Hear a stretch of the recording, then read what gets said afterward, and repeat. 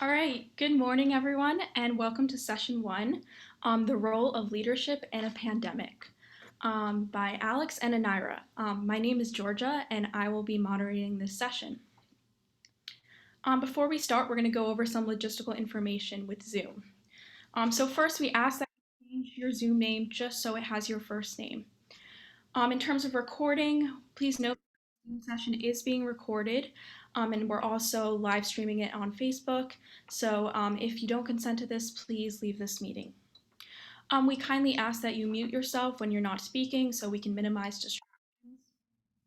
We also recommend that viewers put the screen in speaker view so you can see the presentation and everyone that is speaking. If you have any questions or comments that come up in the presentation and you have access to the chatting capability, please send them privately to me by selecting moderator in the field of the chat box. Students, there may be times throughout the presentation when the presenters will ask comments from the audience. So during these times, do not use the chat. Instead, please either raise your hand in front of your video and indicate that you would like to speak, or just come up to the D10 and share. And I will call on you by name or the room number, and you can speak then and present to the rest of the group. I will now turn the presentation over to our presenters, Alex and Anyra. Thank you so much, and we hope you enjoy.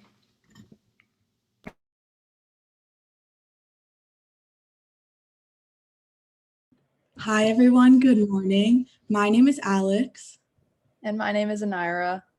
And this is our bioethics project titled The Role of Leadership in a Pandemic.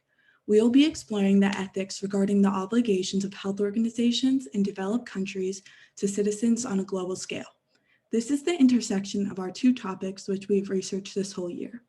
I studied the role and responsibility of the CDC through an ethical lens, and Anyra studied the relationships between developed nations and developing nations in relation to health rights.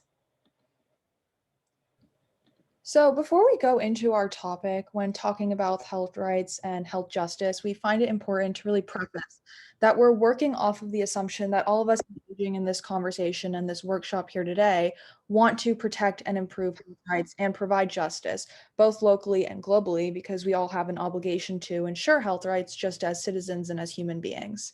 And then expanding larger, we wanted to look specifically at the role of government in a health crisis and the nuances associated with that decision making. Therefore, the question which streamlined our research was, what is the role of government to citizens and the role of government on a global scale in a health crisis? So before we got into our ethical analysis, I wanted to provide some background information about what we will be discussing regarding the WHO and the CDC. The WHO stands for the World Health Organization, which functions to serve the health of all citizens worldwide. WHO works worldwide to promote health, keep the world safe, and serve the vulnerable. The CDC, however, is unique to the United States. It serves the health of all American citizens. The CDC's mission statement reads, "We work 24/7 to protect the safety, health, and security of America from threats here and around the world." The ethical question that arises from the coexistence and collaboration of both the CDC and the WHO is, how is the balance maintained? So based on this question, the CDC and the WHO, they work to serve the health of all citizens, but in what ways are American citizens' health prioritized, and when should the health of worldwide citizens be prioritized, if any? And then in terms of defining developed versus developing countries, it's important to highlight that the definition that I use to streamline my research really focuses on the health infrastructures of the countries and then the corresponding relationships between both nations. So for developed countries, the definition is that a developed country is a state that has a developed economy and an advanced technological infrastructure relative to other less industrialized nations. And then for a developing country, that they are a country with a less developed industrial base and a low human development index context relative to other countries. And it's also important to note that these definitions that are provided here are really not universally agreed upon, but for the purpose of our discussion today, we're going to be looking at a developed nation as one that has an advanced health infrastructure, and a developing nation is one that does not. And I think this image that's here is an image of Bangladesh of the infamous factory collapse. This very clearly represents the dynamic that currently stands in our global economic order between developed and developing nations. So developed nations such as the US have implemented factories in Bangladesh or developing nations with very exploitative practices. And what this leads to is developing nations are essentially extremely dependent on developed nations. Their economies are intertwined. And for this reason, developed nations are then able to use exploitative practices to leverage over these countries. And this results really in a lack of health infrastructure for developing countries, along with a lack of economic infrastructure. And as pictured here, this factory collapse was not only devastating because it proved that there were exploitative practices without any regulations being occurred in developing countries, but also because citizens had virtually no access or right to health. There was no health infrastructure to really help those that were injured. And therefore, it really exposed the kind of skewed power dynamic that exists currently between both nations. And then before we get into our ethical analysis and some of our case studies, we really wanted to ground our discussion in the Declaration of Human Rights and the rights that are really guaranteed to all humans, regardless of where they live and regardless of their geographical location. The first being that everyone is equally entitled to the potential to flourish. Alex and I interpreted this as the potential to flourishment in terms of health and having agency over one's health. And then Article 25, that everyone has the right to a standard of living adequate for the health and well-being of himself and of his family, including food, clothing, and housing, which really intersects, you'll see as we explore our topics, health really intersects with access to many other forms and protections of life. So to provide some background information into what Anyra and I have studied this year, we want to provide you with two case studies that really encapsulate what we've been studying. So we wanted to poll you first to figure out what you think before we go into our ethical analysis. So Anyra can start.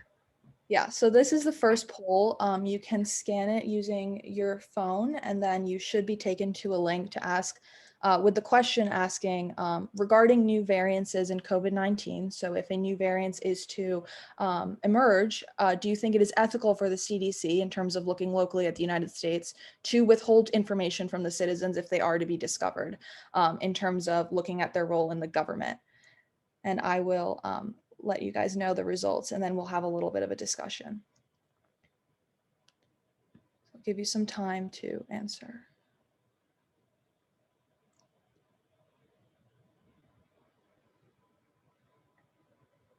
All right. For anyone who doesn't know how to scan a QR code, you're just going to open the camera app on your phone, and then it'll send you to a Safari or whatever web browser you use. Okay. So it's looking like the majority are 96% said no, it is unethical for the CDC to withhold information, and roughly 4% said yes, it is ethical. So would anyone who has said no, would they like to unmute and provide their rationale?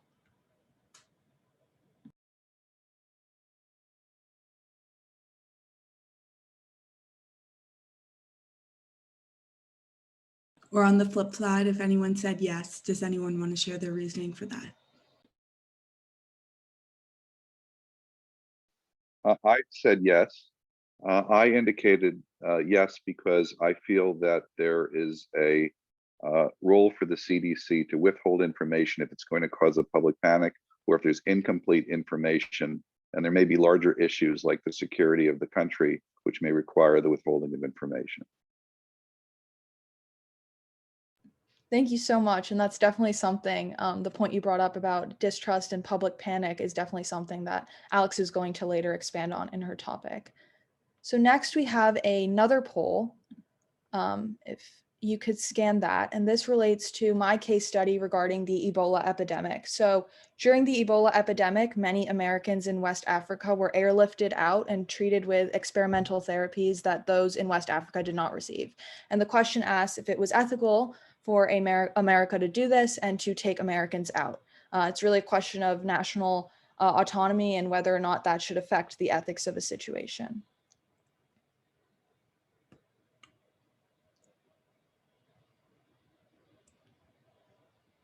All right, so this one is looking a little more split than the previous one. So 68% said no, it was unethical, and 32% said yes. So would anyone on either side like to unmute and provide their rationale?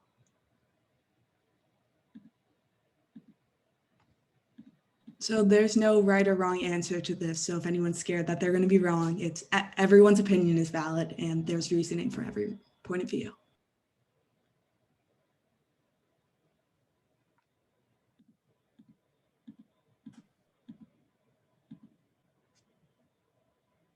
I can start. I said it was ethical because each nation state has the agency right to take care of its citizens and do the best that they can do, especially the citizens who had gone to a difficult place for human services and put their lives in danger. So it's almost a responsibility for agent or nation states to support those citizens. Thank you so much. Okay, so now we're going to go into Alex and I's analysis of the case studies. Okay, so one of my case studies revolved around the question, is it ethical for the CDC to withhold information regarding new variants or strains or vaccines? So I just wanted to preface this with the CDC's job. The CDC's job is to protect the well-being. So the question arises, would it harm the public and the CDC's reputation to release possibly premature or unsure information about new variants or the vaccine rollout? So as everyone knows, COVID-19 is a new virus with new strains and variants developing worldwide.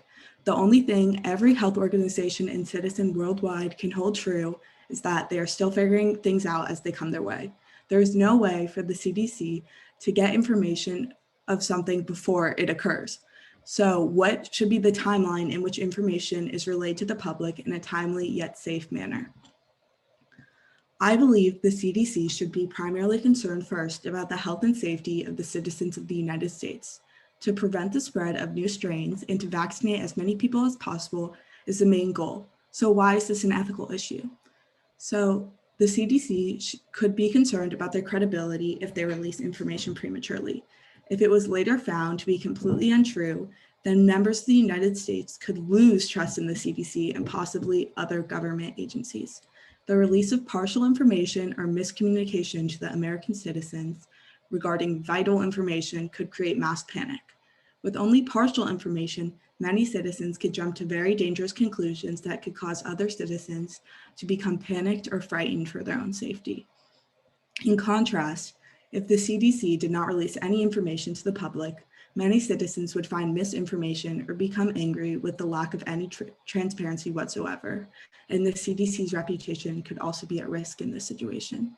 Citizens also, with the lack of knowledge, could feel as though their safety and autonomy has been ignored and their voice has been deemed unimportant from the government. So I believe that the CDC should find the correct balance of transparency and provide citizens with all the information for them to make their best informed decision and also preserve a sense of personal autonomy. With that being said, it is also important that safety is preserved for the nation and for the world as a whole. If the CDC does withhold information, it's likely with the intention of maintaining general safety. This, however, can bring up a sense of paternalism, which Anyra will touch on later, but this sense of paternalism must be contained. All right, and then going into my case study regarding the Ebola epidemic, there's really 4 ways to categorize the ethics of the Ebola epidemic. Those being firstly that it was a containable outbreak. The second was the ethical issue of equitable distribution of resources. The third being allocation based on nationality, which we touched on in the poll. And lastly, the conduction of research. So starting off, in a lot of my research, ethicists pointed out that the proximal causes of what could have been a very easily containable outbreak went out of control because of a lack of health infrastructures. And this exposed that there is a failure to recognize global inequalities in health infrastructures as urgent. And this leads, and this could have arguably been the root cause of the EBD outbreak and the inability to maintain it in a way that would have preserved the health of citizens.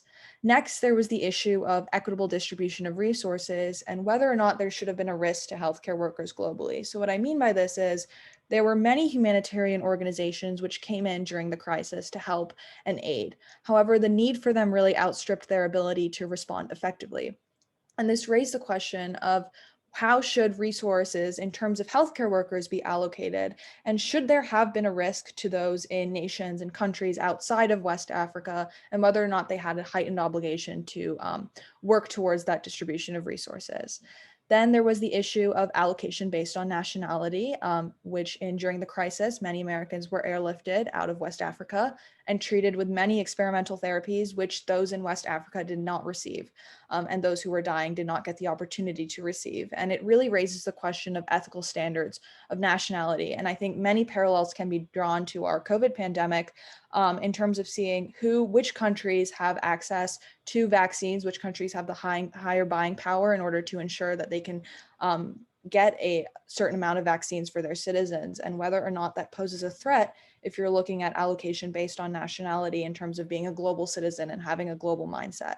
And then lastly, there was the issue of a conduction of research for the treatment of Ebola. Who would participate in those trials? And whether or not the standards of care should differ based on the context regarding who would participate. For example, would care be different if a healthcare worker from a developed nation contracted Ebola and offered to participate in the trial versus one from a developing nation? Should there be different standards of care, and how should we weigh that in terms of our ethical analysis? So it's important when we're speaking about leadership to first define what a leader is. So thinking of the question, what does it mean to be a leader? Please use the chat function, raise your hand or unmute, and share some characteristics that you believe defines a good leader. And again, there are no wrong answers.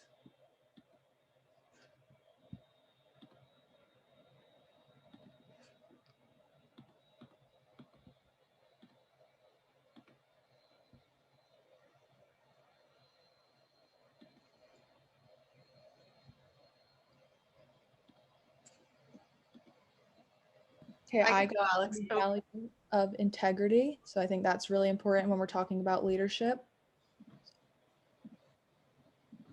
I have some participation in the chat. So we have willingness to take tough decisions.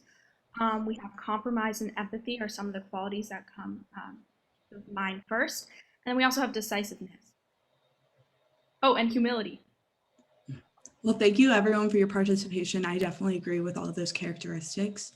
So using these characteristics and previously developed ideas of what a good leader is, thinking of the question, globally, do developed nations, because of privilege, have more responsibility to help developing countries?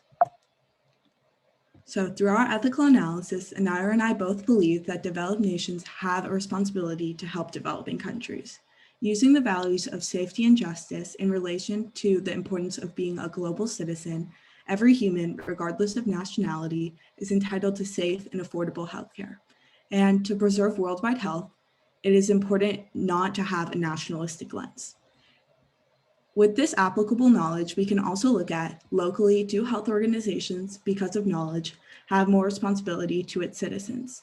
Again, Anyra and I both believe that health organizations have a responsibility to act in the citizens, whether it be worldwide or for a specific nation, best interest. Through consequentialism, the actions and outcomes of health organizations, specifically the WHO and the CDC, should reflect the immense responsibility to citizen safety and health to provide the resources and opportunities to all citizens. However, each individual has the right to his, her, or their own autonomy. And although they have access to said resources, it is in the individual's own hands to determine further action and to seek or not seek, or to follow or not follow what the WHO, CDC, or another health organization may recommend. So now we're going to go into our ethical analysis of this topic, and we mainly use the principle of justice, the value of responsibility, and the theory of consequentialism to streamline our understanding of these global and local issues. So I'm firstly going to talk about the value of justice, and justice is also a principle. And the basis that I found in a lot of my research and my understanding and analyzing at least my topic is that deprivations in health rights are truly unjust because they reduce the capability for health functioning and an exercisation of agency. And this is really why the principle of justice appeals to all of us and to all humans regardless of where they live, because the human of life must be fundamentally treated equally. So when we're looking at global justice, as on the right, it is important to note that this is really intertwined with a legal lens. So currently there's little to no legal obligations or requirements to ensure global health justice and really this sense of moral responsibility. And this raises the question of what systems should we put in place? And one of these systems that has been proposed is global health law.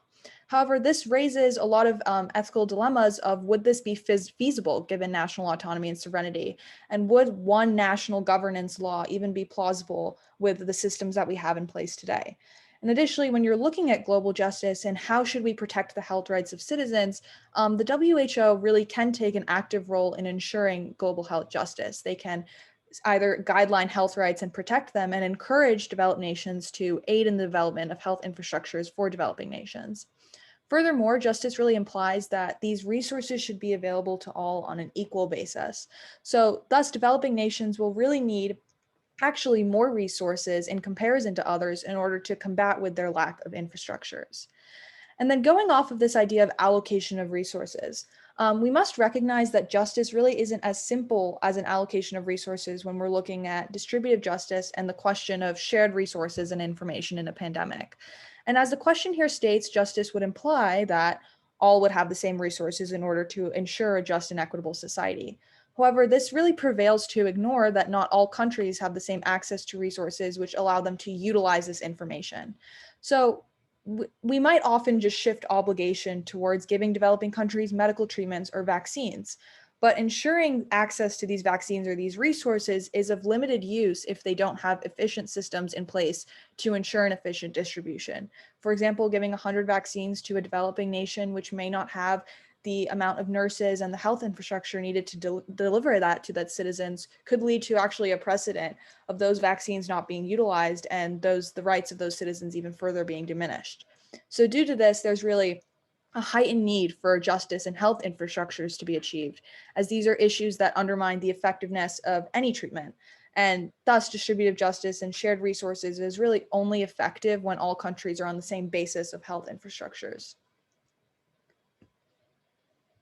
And then going a little bit into responsibility and the role of governments and developed nations locally and globally, we see that there is a sense of global responsibility, perhaps more prominently placed on developed nations to take initiative in creating systems that will give justice to those who are currently being deprived of their right to flourishment. And this responsibility can be simply just defined as a responsibility to protect health rights, as opposed to sort of this self-centered view of responsibility to help others solely because one is more advantaged, right? As citizens, we should have more of a global outlook and an individual basis and stake in ensuring health rights. And it's really important that we're careful of descending down the slippery slope of feeling burdened, whether it's locally in trying to solve or trying to be educated about disparities in healthcare, or globally when we're looking at someone who may live across an ocean from us and is not getting the same accessibility to treatment. And many might argue that nations will feel burdened with helping others and that they have national autonomy to pursue what they wish. But this argument of burden and national autonomy really fails, because in a pandemic and a health crisis, we're really only as strong as our weakest link. And ensuring health rights for developing nations is in essence ensuring health rights for all. And so I personally believe that countries and organizations and health organizations should recognize burden as self-interest and actually work towards trying to fulfill their responsibility in reducing global inequalities.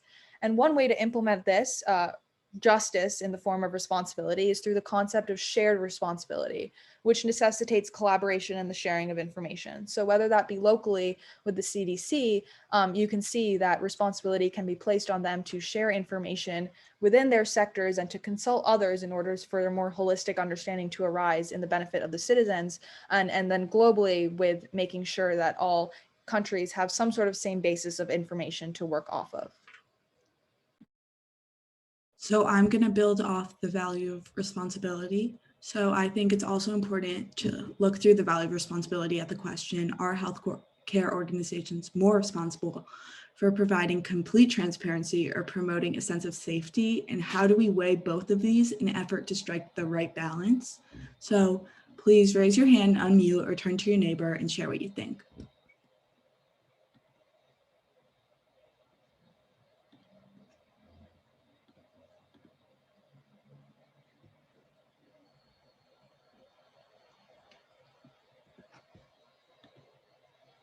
And again, there are no wrong answers. Hi. I think healthcare organizations are more responsible for providing complete transparency, just because, especially with the COVID-19 pandemic, with all these new strains, it has caused a lot of people to say, you know, I've gotten COVID before, maybe I won't take the vaccine now, but it's also like, but okay, yes, but that's only temporary immunity, whereas the vaccine could give you more immunity. And, you know, it can sometimes justify actions that aren't really ethical if you don't have the full story from the CDC. Yeah, thank you so much for your participation. I don't completely agree. I agree with what you were saying. And if anyone else doesn't have anything, I can go into my other hands. I was just going to say that I agree that transparency is more important because a sense of safety doesn't equate to actual safety. And if by providing honesty, people are able to prepare themselves rather than be left in the dark on something that can completely alter their lives as they know them. Yeah, thank you so much, Sadie. And I think Lauren was raising her hand. Hey, I just wanted to say, in my opinion, how I'm thinking of this, creating a sense of safety is going to be different for everyone. So different people have different judgments on what is safe or not. So I feel like it's more important and they should be more responsible to provide a feeling of transparency or provide transparency, just because other people are going to interpret different things as safe or not safe. Thank you so much for everyone for your participation, and I'm just making sure no one else has their hand raised. So I'm going to dive into my ethical analysis. So I believe health organizations have the responsibility. I believe health organizations have the responsibility to act in the best interests of citizens worldwide or specific to the United States. However, complete transparency could create mass panic and therefore act against the greatest amount of good. Health organizations, however, have a responsibility to inform the public and citizens regarding all the important information to have informed consent. However, this leads down a slippery slope that, again, Anyra will touch on regarding paternalism. To find the best solution, health organizations need to find the correct balance to maintain a healthy relationship with the public. So this allows the public to trust them to act in their best interests, and it also keeps health organizations from lacking transparent representation of public voice or opinion by providing no transparency whatsoever. The relationship between health organizations such as the CDC and the American public is vital for trust, because without the trust, that there's no credibility of what the CDC is saying. And we could also look at it through the frame, do organizations such as the CDC have a responsibility to share protocols, resources, or possible vaccines with less developed nations or information to their citizens? Is it ethical to maintain a nationalist lens? So the CDC is not meant to only act in the best interest of the United States citizens. It's meant to act in the best interest of the world as a whole, meaning worldwide citizens. They also carry the responsibility to provide essential resources, information, possible vaccines or treatments to developing nations. And as Anyra touched on before, just because it is a distribution of these resources, it should also have accessibility to administer and just equal access across the board, which may lead to added resources to developing nations. This provides the nations with their own autonomy to act in what they view as their personal best interests. Therefore, the CDC does have an unwritten responsibility, but must maintain a balance, similar to what I spoke in the previous slide, of worldwide safety and autonomy on both an individual and national level. Oh, sorry.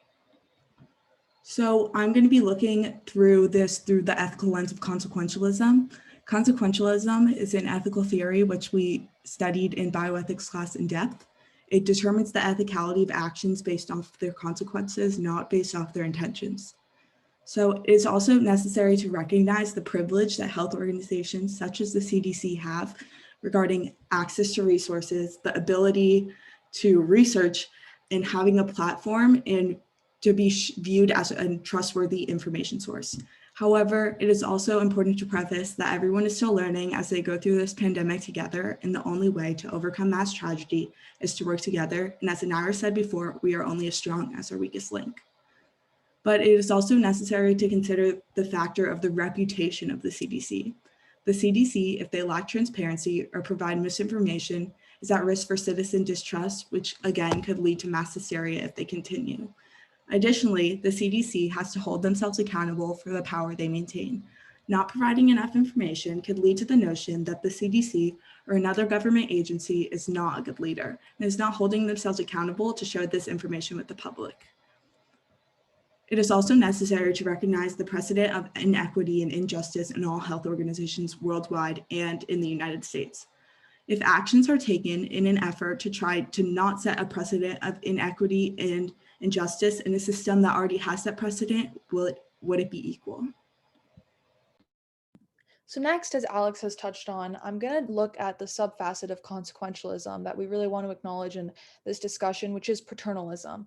And it's important to define paternalism. So essentially, by my understanding, paternalism is the act of parties with privilege in a situation making decisions about those subordinate to them in their supposed best interest. And it's really rooted in privilege and power dynamics, which then has the negative consequence of limiting autonomy for many. So this graphic here, I think, does a really effective job of listing what paternalism is. So you have a governmental figure on the left stating you just can't be trusted with making medical decisions, leave that to us. You have a doctor saying that they are a board certified MD and they have the knowledge to do so. And then the patient stating that it is their own body.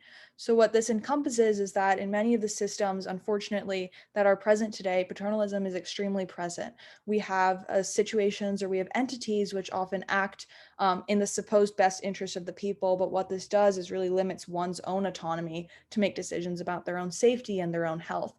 And this really leads down a slippery slope. So does anyone want to unmute and just share if they have any experience with paternalism or if they know of instances where it can occur?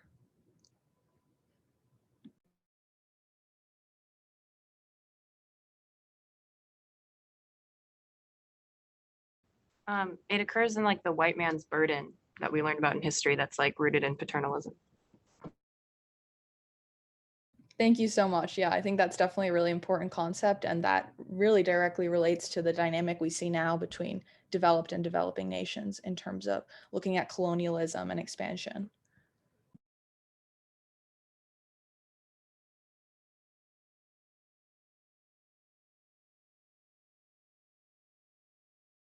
And I think going off of Maggie, it's also present in what we see as the United States trying to preserve democracy worldwide. So their imperialist views are like in theory paternalistic, because even though they are trying to preserve democracy, it is for their own best interest. Okay, so now I can go into a little bit of how paternalism applies to the cases we're discussing here today. So there could be really a precedent set if we put an extreme responsibility on the privileged entities, whether that be health organizations or whether that be developed nations, and that being of paternalism. So it's really important that we give a sense of autonomy to citizens in the case of government, and that paternalism doesn't hold as a governing principle. And I think this pandemic has exposed to us more than ever that there is a lot of distrust in the government's decision, and some believe that they're making decisions based off of paternalism, and some invalidate science in that sense. So there's really a distinction, Alex and I believe, between making a scientific call and a paternalistic one. So citizens really should be kept at the forefront of decisions. They should be given autonomy when they can, but it's important not to impose practices that one entity sees as the best fit. So in a pandemic, really science and health rights is the most ethical and important. So we really want to debunk that making a decision off of science is paternalistic. We're more so looking at how one uses their privilege to leverage over other people. And then even more prominently, I think paternalism applies with developed nations. And it's important that they're really not paternalistic in implementing health procedures or even aiding in developing countries. So developed countries have an obligation to ensure, first and foremost, informed consent in international research. So when you're looking at countries which are different and have perhaps different values than the supposed Western ideals. So in Western ideals, a lot of emphasis is given to individual autonomy. However, in many developing countries, there's a sense of communal decision making and different cultural boundaries, which may not highlight individual autonomy in the same sense. So we have to make sure that we respect decisions made by others, even if we culturally disagree with them. We should give people the opportunity and the resource to act in their best interest, but we can never impose that because that's a really slippery slope if we were to exploit others solely because what we see as best fit is not what another sees as best fit. So implementing paternalism, whether it's in the government, whether it's locally and globally, could really lead to distrust with citizens and an already skewed by dynamic, which would prevent people to have really agency over their own life and their own medical decisions. Just to conclude, we believe that based on the principle of justice, value of responsibility, along with the theory of consequentialism, with the subfacet of paternalism, the role of leadership in a pandemic is really dependent on numerous factors. In providing the most ethical course of action for the protection of health rights, it's important that we don't ignore the crisis of health rights globally as they stand now, and the potential of human life to be valued and ranked based on geographical location. And furthermore, when we're looking at local governments, the responsibility is even more prominently weighed on them to weigh the outcomes of their decisions. And as there is really a potential for distrust or panic with the public, along with their credibility. And we have to look at the autonomy of citizens and highlight that as a prerogative, while also ensuring that their health rights are protected. And we all as global citizens need to discuss these issues. So all of you engaging in this conversation with us today is really a good first step in looking at how can we provide justice for health rights that are being diminished, especially in an age of COVID-19. And it's crucial that with those we place in power, whether it's governments or those that, in terms of a global scale, those that are in power because they have higher means or more privilege, are governed by ethical principles and that they're acting with ethics in mind. So thank you so much for listening today. I'll now transfer it back to Georgia to lead into the Q&A period. Okay, thank you. And thank you so much to Alex and Anyra for a really interesting presentation. I definitely learned a lot, and your topic is obviously so relevant today. So in terms of questions, we have about 10 minutes. If you have a question or comment, feel free to raise your hand or come up to your D10 and I will call on you, or private chat me in the chat box and I can also read out those questions. So it looks like we already have a couple questions coming in. I will start with this one. So how does the United States serve as an example for the rest of the world? And how does that affect the weight on the US government? Okay, I can start. So what I really learned while researching all about the CDC and the role of America is the precedent that it sets for the rest of the world. So being a worldwide citizen is also as a reflection of your own personal nation. So as the United States, I feel as though it's really important to recognize the power that the CDC holds.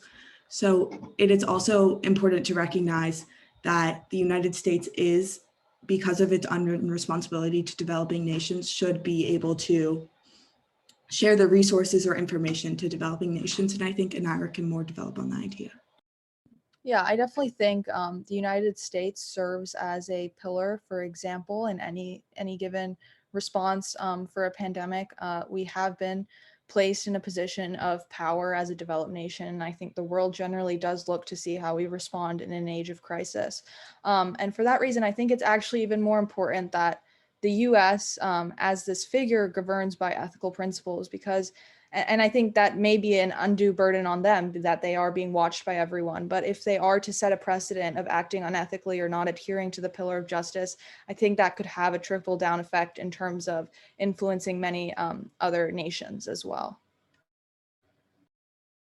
Okay, thank you. And we have more questions in the chat box, but again, feel free to come up to the D10s. So another question we have is, what do you think about the ethics of requiring all those traveling on planes to get the vaccine?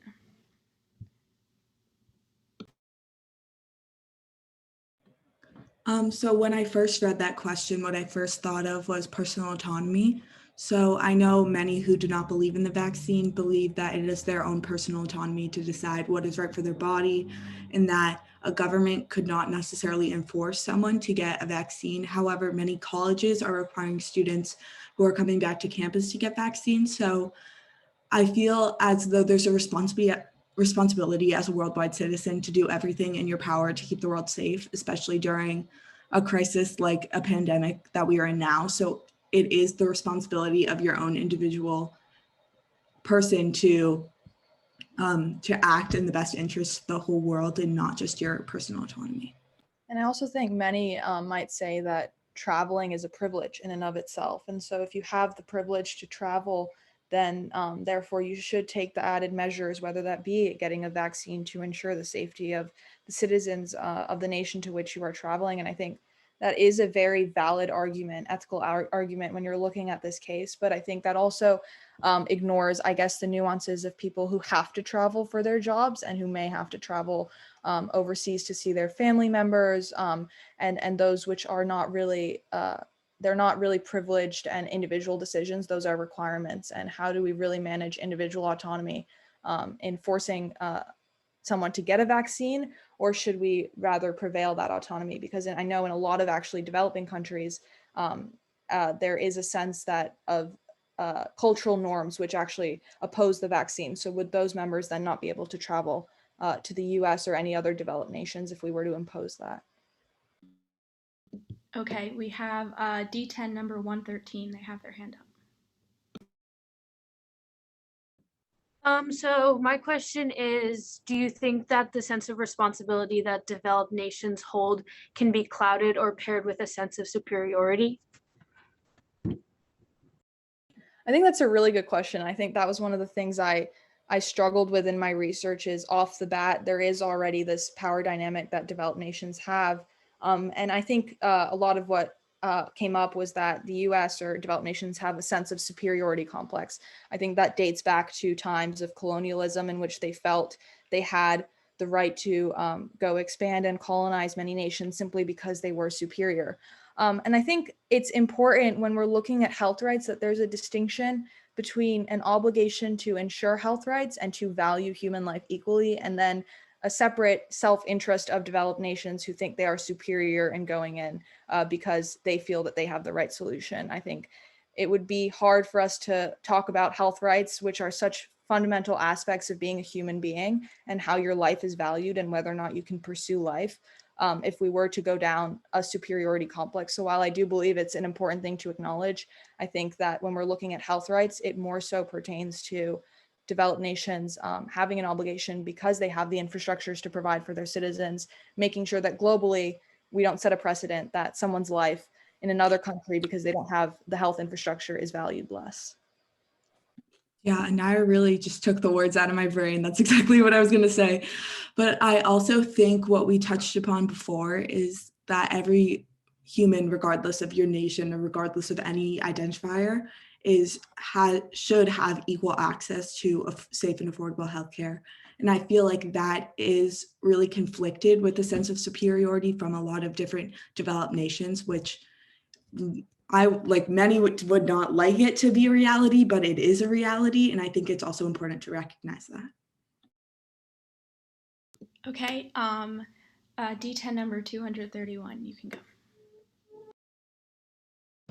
Hey, okay, so Anyra, in the beginning, you kind of gave your definition of developing and developed places. So I was just wondering if you changed your definition, made it narrower or broader, how you think your values or like your conclusions would have changed, if they would have changed at all. Yeah, I think when I first started my research and I first chose this topic, I was just initially sparked by the interest of what developed nations have in a pandemic and the global inequalities that were kind of overshadowed. A lot of countries during the pandemic actually suffered a lot, and they did not have the resources. So I think I just off the bat was really interested to research why that occurred and why developed nations didn't take a more active role. So I think my definition. The one that I used is really the conventional definition that we typically, I guess, use in like historical research, that being of infrastructure. But I think over the course of my research, it changed to evolve as when you're looking at health of citizens. So I think regardless of an industrial base or the economic order, I think I was more so looking at the definition specifically when you're looking at health infrastructures, even though those are intertwined. One could argue that one's economic means is intertwined with their ability to provide healthcare for their citizens. I just think I looked more at that dynamic between both. Okay, I think we have time for one more question. I'm going to read a question in the chat. Since the CDC is not just ethically responsible for the health of American citizens, should the CDC be providing more foreign aid to other countries struggling in the COVID pandemic? How much responsibility does the CDC have to help other countries or nation states?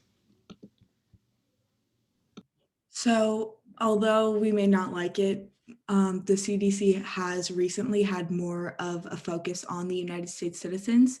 And although because of the privilege and the responsibility that they have been supplying all these different resources and information, but due to the circumstances, I personally don't think that they have been living up to the fullest potential. And I think that they do have a responsibility to citizens worldwide to provide them with that sense of autonomy and options and accessibility, as I touched on before.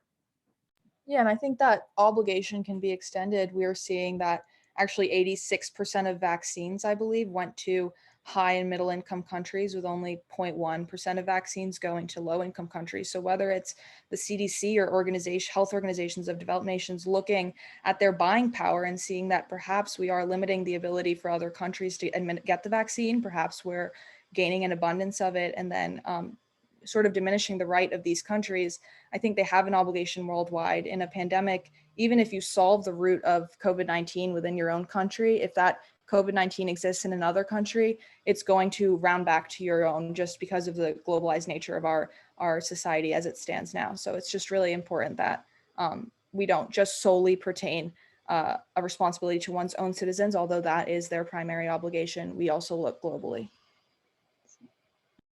Okay, thank you so much to our presenters and to everyone who participated. We hope you enjoyed this workshop. So our next one is going to start at 10:50, so we're going to take a quick 5-minute break. You can stay on this Zoom link for the next session, or you can pick another Zoom link to go to another workshop. Thank you so much, everyone, for coming. Thank you so much, everyone, for your participation. Thank you so